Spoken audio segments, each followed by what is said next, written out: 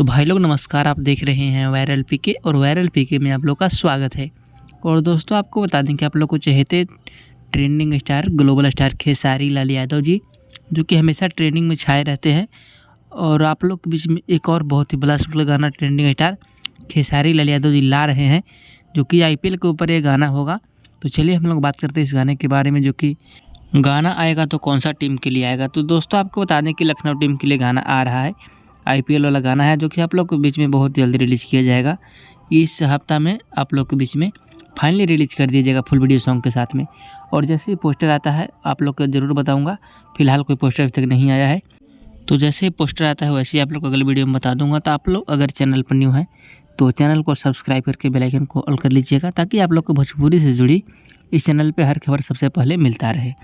तो चलिए मिलते हैं किसी अगले वीडियो के साथ में, तब तक के लिए जय हिंद।